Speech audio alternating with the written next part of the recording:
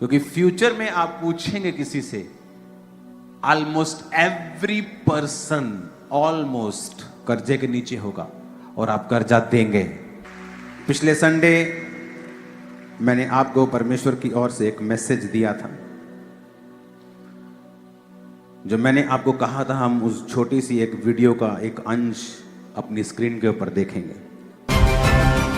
आने वाले दिनों में, आने वाले सालों में, आने वाले दशकों में दुनिया में दो क्लासेस बहुत होंगी, या तो बहुत अमीर बहुत होंगे या बहुत गरीब। मिडिल क्लास जो अब सबसे ज्यादा है वो कम होती जाएगी। अपने हाथों को उठाकर हम प्रार्थना करेंगे। मैंने आपको कहा था हम मिडिल क्लास लोगों के लिए प्रार्थना करेंगे। आपकी प्रेयर के बाद क्या हुआ हम देखेंगे अभी स्क्रीन के ऊपर।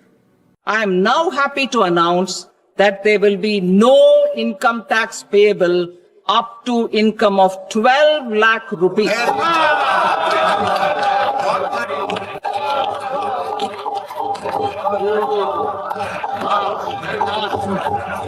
हमारे मोदी जी की तालियां बजा रहे हैं वहां पे। अभी आपको बड़ी हैरानी होगी, इसकी गूंज हल्की सी कम कर लो। अब मैं सरकार में थोड़ी हूं, मुझे थोड़ी पता है क्या होने वाला है। ये डेटा जो मैंने आपको बताया ये तो ऑपोजिशन के पास भी नहीं है। अगर उनके पास होता तो वो अटैक करते। पहली बार ऐसा इंडियन इतिहास में बजट आया है जहां 12 लाख रुपए पर, जो कि ये मिडिल क्लास इनकम है सभी, कोई टैक्स उन्होंने कहा अब नहीं होगा। टैक्स में काफी उन्होंने छूट दी है, चीजें की हैं। सुनो मेरी बात। अब आपको मैंने पिछले संडे कहा कि मिडिल क्लास के ऊपर भार होगा और वो गरीब होती जाएगी।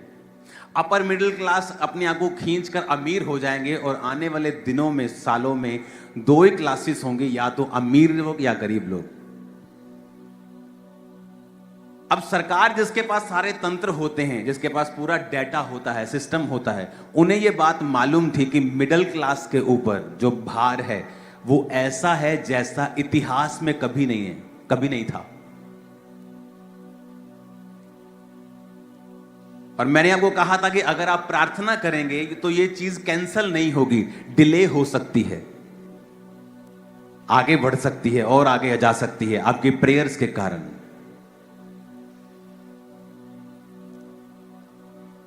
तो सरकार ने एक छक्का मारा है, आप लोगों के लिए बेहतरी के लिए काम किया है। लेकिन जो मैंने कहा है वो भी पूरा होगा, क्योंकि मैं आपको बता रहा हूं जो मिडिल क्लास के ऊपर बोझ है वो बढ़ेगा फ्यूचर में। फेसबुक से देखकर आपका नाम क्या है, मैं आपको इधर से प्रोफेसी कर देता हूं कि आपको ऐसी प्रोफेसी चाहिए या आपको सचमुच वो चाहिए जो आपकी लाइफ को चेंज कर सकता है, जो परमेश्वर की ओर से। आमीन। अब आपको बड़े ध्यान से समझना होगा कि बाइबल में परमेश्वर ने पहले से ही अपने लोगों को अगुवाई दी है। परमेश्वर ने अपने दास को भेजा कि जा और करीत नामक नाले में छुप जा। अब बारिश नहीं आएगी लेकिन वहां का पानी तू पिया करेगा।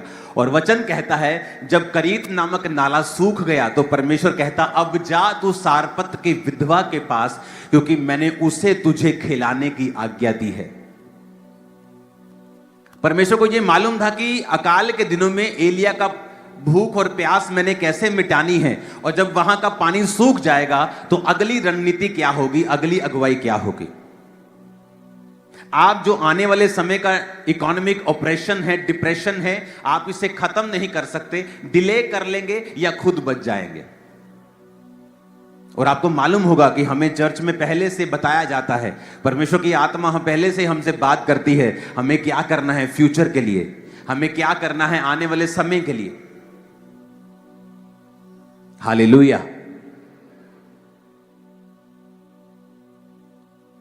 आपको अलर्ट रहना होगा पूरी रीति के साथ। आपके बच्चे कहां पढ़ते हैं, आपके बच्चों के दोस्त सहेलियां कौन हैं, वो क्या बात करते हैं, आपके स्कूल कैसा है, टीचर्स कैसे हैं। आपको आने वाले समय में जो शैतान लेके आ रहा है, अगर आप उसको खत्म करना चाहते हैं, आपको टू मच अलर्ट रहना पड़ेगा जो परमेश्वर ने आपको दिया है। हालेलुया। आप जानते हैं परमेश्वर ने जब आदम को बनाया तो उसकी उम्र कितनी थी? वो 900 साल से ऊपर का होके तब मरा जब वो पर गिरा हुआ था। इमेजिन करो, जब उसने पाप किया हुआ था। सोचो अगर वो पाप ना करता तो कितने साल परमेश्वर ने सोच के रखा था। आज डॉक्टर बोलते हैं ओ जब 40 साल की उम्र हो जाती है, जब 50 साल की उम्र हो जाती है ना, तो ये चीज कम काम करती, फलानी चीज। अरे परमेश्वर ने तो किडनी को काम करने के लिए 1000 साल काम करने के लिए बनाया, किडनी को, हार्ट को 1000 साल। वो भी तब जब आदम गिरा हुआ था तो 930 साल, 969 साल सबसे ज्यादा बंदा जिया, तब वो इतना जी लेते थे। इमेजिन करो आप। और लेकिन जब वो पाप करना उन्होंने छोड़ा नहीं तो परमेश्वर ने कहा अब मेरा आत्मा मनुष्यों के साथ सदा लौ विवाद नहीं करता रहेगा। अब मनुष्य की उम्र जो होगी वो 120 वर्ष की होगी। और उसके बाद नूह जब था, और नूह के जब 3 बेटे थे और बेटियां थी, और नूह के बाद जब उनके बेटों के वंश पैदा हुए, तो आप अगर ध्यान से बाइबल पढ़ेंगे, उसके बाद परमेश्वर ने उनकी आयु को धीरे धीरे कम करना स्टार्ट किया। 500, 700 से 500, 400, 300, 200 पर आकर फिर वो रुक गई। उसके बाद 100 कुछ पर आकर फिर वो रुकी, और एंड में 120 पर आकर रुकी, आज उससे भी नीचे। जब परमेश्वर ने इंसान को बनाया था तो ये हार्ट, किडनी, इमेजिन करो 1000, पता नहीं अगर आदम ना पाप करता तो हो सकता 5000 साल, 10,000 साल जीता। इमेजिन करो आपका हार्ट 10,000 साल से कोई प्रॉब्लम नहीं। आपकी किडनी इस तरह से बनाई गई थी कि 10,000 साल चलेगी। वो तो आदम ने पाप किया तो भी 930 साल वो चली। तब कोई कार्डियो का डॉक्टर नहीं था, कोई ऑर्थोपेडिक नहीं था, कोई हड्डियों का डॉक्टर नहीं था, आंखों का डॉक्टर नहीं था। परमेश्वर उसका डॉक्टर था, और वो कितना लंबा चले थे। जब परमेश्वर आपको चर्च में सिर्फ एक सिंपल सरमन देने के लिए आप यहां नहीं लेने के लिए नहीं आए, मैं जानता हूं। परमेश्वर आपको लाइफ कोचिंग भी देता है, आपको ये सिखाता भी है कि आपको इफेक्टिव क्रिश्चियन कैसे बनना है, फ्यूचर के लिए तैयार कैसे रहना है, अपने माइंडसेट को, अपनी फैमिली को किस तरह से बना के और बचा के रखना है, क्योंकि जो आने वाले समय में परमेश्वर आपके लिए करना चाहता है वो ग्रेट, मार्वलस है।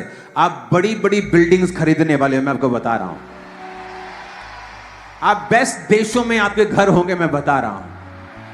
आपको लगता है कि ये शायद मैं शारीरिक बातें आपको बोल रहा हूं, मैं आत्मिक नहीं बोल रहा हूं, मैं आपको आत्मिक चीजें ही बता रहा हूं, क्योंकि जो आपको मिलने वाला है वो आपकी आत्मिक तरक्की का ही परिणाम होगा कि जो परमेश्वर आपको देने वाला है, और आप उसे लेने में कामयाब रहे, क्योंकि आपकी स्पिरिचुअल आइज ओपन होंगी और आप वो ले पाएंगे, वो कर पाएंगे जो परमेश्वर आपकी लाइफ से चाहता है। हालेलुया। आपको बस ध्येय ध्यान रखना है कि हमें क्या बताया जा रहा है, जो हमें बताया जा रहा है क्या हम उसे फॉलो कर रहे हैं। अगर मैंने आपको बोला है कि आपको इकोनॉमी के लिए प्रार्थना करनी है, जब आप प्रार्थना कर रहे हैं, आपको क्या लगता है 2 वीडियो से सरकार चेंज हो जाती? सरकार तो आंदोलनों से भी अपना दिमाग कई बार चेंज नहीं करती, आपको तो मालूम है। कितने कितने प्रोटेस्ट लोग मर जाते हैं, वो अपना दिमाग चेंज नहीं करती अगर वो अपनी आई पे आए। लेकिन जब आप प्रेयर्स करते हैं तो परमेश्वर उनके दिमाग को चेंज करता है। प्रार्थना इस दुनिया का सबसे पावरफुल हथियार है। परमाणु बम से भी कई लाख गुना ये खतरनाक है। हमें लगता है ये इत्तेफाक है, ये इत्तेफाक नहीं है। 2000 ये आई थिंक 10-11 की बात है, जब चर्च बहुत बढ़ गई और हजारों की संख्या में लोग आने लगे, तो बहुत से स्टूडेंट्स थे जो बाहर जाना चाहते थे, लेकिन तब इतनी रास्ते ओपन नहीं फील होते थे कि रास्ते ओपन है, हम जा सकते हैं। जब प्रार्थना करनी शुरू की गई, आप इमेजिन नहीं करेंगे, चर्च में से हजारों, सिर्फ चर्च की बात कर रहा हूं, हजारों स्टूडेंट्स फॉरेन गए। आज वही स्टूडेंट्स चर्च की ब्रांचेस संभाल रहे हैं बाहर। और जब प्रार्थना करनी शुरू की, उन्होंने बताया कि सरकार ने रूल्स चेंज कर दिए थे, अलाउ आसान कर दिए थे, और वो आसानी के साथ निकल गए, जबकि उनके पास कोई पैसा भी नहीं था इतना। आपको लगता है कि ये इत्तेफाक है? इत्तेफाक नहीं, हमने देखा है प्रार्थना के बाद सरकारों के दिमाग चेंज होते हुए, प्रार्थना के बाद रास्ते खुलते हुए, प्रार्थना के बाद फेवर आते हुए। आमीन। आपको ये बात बड़े ध्यान से समझनी है कि जो चर्च में बताया जा रहा है मुझे एग्जैक्टली सुनना है और उसे फॉलो करना है। आने वाले समय में जो इकोनॉमिक प्रॉब्लम्स होंगी उन्हें आप डिनाई नहीं कर सकते, प्रार्थना के बाद भी लोगों पर वो होंगी, मैं फिर कह रहा हूं, लेकिन उन्हें उनसे बचा कैसे जा सकता है? आने वाले समय में कौन बचेगा? जिसका पैसा बैंक में होगा वो नहीं, मैं फिर कह रहा हूं, वो बचेगा जो धरती के साथ जुड़ा हुआ, जिसके पास जमीन होगी। आज आपको मालूम नहीं कौन सा बैंक उठ के बोल देता है कि ये बैंक बंद होने वाला, अपना पैसा निकाल लो, लेकिन फ्यूचर में एक युद्ध होगा, एक लड़ाई होगी, करेंसी की वैल्यू बहुत से देशों की, मैं अपने देश की बात नहीं कर रहा हूं, विजन्स में उन करेंसीज को हमने जमीन पर, सड़कों के ऊपर विदाउट वैल्यू देखा है, और वो बड़े देश है। आपको ये बात समझनी है कि आपको क्या करना है, क्योंकि आपको क्या लगता है सरकार ने ऐसे ही बोल दिया, इतने लाखों रुपया उसको आता है कि 12 लाख ये टैक्स पे थोड़ा सा हम लोगों को फ्रीडम देते हैं, क्योंकि वो देख रहे हैं कि जो मिडिल क्लास है उन पर जो बोझ है वो ज्यादा है, कहीं अधिक ज्यादा पहले से, तो वो चाहते हैं ये बोझ कम हो, लेकिन फ्यूचर में जो चीजें होने वाली हैं वो बोझ पूरी तरह से कम नहीं हो पाएगा। आपको क्या करना है? आपको पहली बात प्रार्थना करनी है, और आपको क्या करना है? आपको जमीन के साथ जुड़ना है, आपको अपनी सेविंग को बचाने की आदत डालनी है। अगर आपके घर में बकरियां रखने की जगह है, बकरियां पालो, भेड़ रखने की जगह भेड़ पालो। आपको लगता है नहीं जी सानू स्मेल आउंदी बकरियां, तो आपको अपनी गरीबी से स्मेल नहीं आती, आपको बकरियों से स्मेल आती है, पर अपनी गरीबी से स्मेल नहीं आती आपको। गाय पालो, भैंस पालो, कोशिश करो जो आप महीने का कमाते हो उसे सेव करो, और जो घर का खर्चा है उसे बाहर से चलाओ। अगर घर में 4 जन हैं वो चारों काम करें, होम वर्क घर से काम करें। हर बंदा फैमिली का जो अडल्ट है वो फैमिली में जोड़ने की कोशिश करे, क्योंकि जो फ्यूचर है आप तभी बच पाएंगे अगर आपने सेविंग की होगी। आप सेविंग करके उसका प्लॉट लें। बहुत से लोग, जब मैंने हेल्थ सेमिनार करवाया, बोलते यार चर्च को हेल्थ सेमिनार करने की क्या जरूरत थी। अब वही लोग खड़े होते हैं प्रेयर लाइन के ऊपर, हमें पित्ते की पथरी है, हमें रसौली है, और उस सेमिनार में जो हेल्थ सेमिनार मैंने करवाया था उसमें यह बात बताई गई थी कि अगर आप इस डाइट को फॉलो करते हैं जो बाइबल में बोली गई है, बाइबल में अगर आप ध्यान से पढ़ेंगे ना, तो परमेश्वर ने जब आदम को बनाया तो उसे मीट खाने को नहीं दिया था, उसे सिर्फ पत्ते और फ्रूट्स खाने को दिए थे। अगर आप बाइबल ध्यान से पढ़े तो मीट खाने की इजाजत उसके बाद दी गई थी, पहले नहीं दी गई थी। वो सिर्फ पत्ते खाते थे। आज जब आपको डाइट के बारे में बताया गया कि आपको ये डाइट लेनी है, तो मैं आपको बताता हूं, आपको कई बार प्रेयर लाइन में खड़े होने की जरूरत नहीं पड़ेगी। चाहे वो पित्ते की पथरियां वो गायब होती, हमने देखी हैं खुद अपनी आंखों से लोगों की लाइफ। लेकिन हम आंखें बंद रखना चाहते हैं। हमें बाइबल की पूरी नॉलेज नहीं है कि परमेश्वर हमारी डाइट पर भी ध्यान देता है। पौलुस इतना सामर्थी था, लंगड़ों को चलाने वाला, मुर्दों को जिलाने वाला, और अपने स्पिरिचुअल सन को कह रहा है कि थोड़ा थोड़ा अंगूरों का रस पिया कर, ताकि तेरा पेट बार बार बीमार ना हो। लेकिन जब हम ओवर स्पिरिचुअल हो जाते हैं, हम अपनी लाइफ का ध्यान नहीं रखते, हम एक्सरसाइज नहीं करते। बहुत से लोगों में प्रॉब्लम्स हैं क्योंकि वो एक्सरसाइज नहीं करते। आपका घुटना खराब हुआ, आपने उसे एक्सरसाइज से ठीक नहीं किया, धीरे धीरे धीरे वो घुटना आपके हिप को खराब करेगा, हिप आपकी रीढ़ की हड्डी को खराब करेगी, फिर आप प्रेयर लाइन में खड़े होंगे।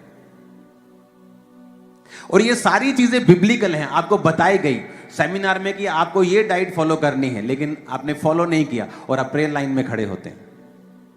इसलिए कहा जाता है जो चर्च में आपको बताया जाता है ये लाइफ कोचिंग है, ये सिंपल चर्च नहीं है कि आपको जस्ट एक सरमन दिया और भेज। आप सभी को जय मसीह की दोस्तों, मेरा नाम है रोहित कुमार। आप देख रहे हैं जीसस प्रेस अड्डा चैनल के माध्यम से और प्रभु के मीठे वचनों और पवित्र नामों में आपका स्वागत करता हूं। दोस्तों, आप सभी लोगों के बीच में लेके आ चुका हूं एक और सामर्थ्य से भरी और शक्तिशाली प्रार्थना। दोस्तों, आज की सामर्थ्य से भरी प्रार्थना उन लोगों के लिए है, अंकुर नरूला जी की। जो भी व्यक्ति आज की सामर्थ्य प्रार्थना को सुनेगा, प्रभु आज आपको बहुत सारी समस्याओं से, बहुत सारी मुसीबतों से आज़ादी देगा। क्योंकि मेरे प्रभु का वचन कहता है, जो भी व्यक्ति अंकुर नरूला जी की सामर्थ्य से भरी प्रार्थनाओं को सुनता है या परमेश्वर के वचन के तहत अपने जीवन को व्यतीत करता है, तो परमेश्वर उनको हर एक मुसीबत से, हर एक प्रॉब्लम से, हर एक तरह तरह की चीज़ों से उनको आज़ादी देता है। क्योंकि मेरे प्रभु का कहना है, जब आप परमेश्वर के दास की सामर्थ्य से भरी प्रार्थनाओं को सुनोगे और उनके वचनों को सच्चाई से, गहराई से अपने अंदर प्रवेश करोगे, परमेश्वर कहता है कि मेरे दास के कहने पर अगर आप लोग अपने जीवन को व्यतीत करते हो, तो प्रभु आज आपको आज़ादी देगा, आपको हर एक प्रॉब्लम से बचाने की कोशिश करेगा। क्योंकि मेरे प्रभु का कहना है, जो भी लोग भरोसे और विश्वास के साथ, श्रद्धा के साथ अपने जीवन को जीते हैं, तो प्रभु उनको हर एक मुसीबत से बचाने का काम करता है। आपको कभी भी निराश नहीं होने देगा, उदास नहीं होने देगा, चिंता में नहीं होने देगा, तरह तरह की समस्याओं से आज़ादी देगा। क्योंकि मेरे प्रभु का कहना है, विश्वास और भरोसा ही लोगों को आज़ादी की ओर ले जाता है। उनको कभी भी निराश और परेशान और चिंता में और तरह तरह की मुसीबतों में नहीं पड़ने देता है। क्योंकि मेरे विश्वास, भरोसा, श्रद्धा परमेश्वर को आज़ादी की ओर ले जाता है। तो आप सभी को जय मसीह की दोस्तों।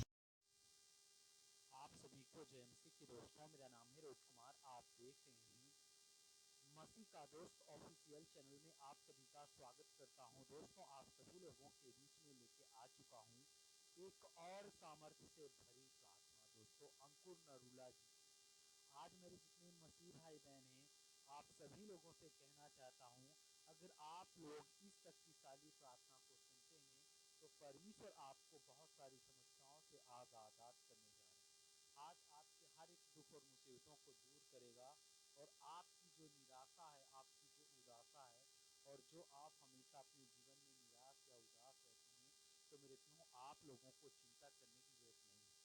क्योंकि मेरे प्रियो, परमेश्वर का वचन वो सर्वशक्तिमान परमेश्वर आपकी सारी चिंताओं को हर सकता है, वो आपके सारे दुख और तकलीफों को दूर कर सकता है। बस मेरे प्रियो, आपको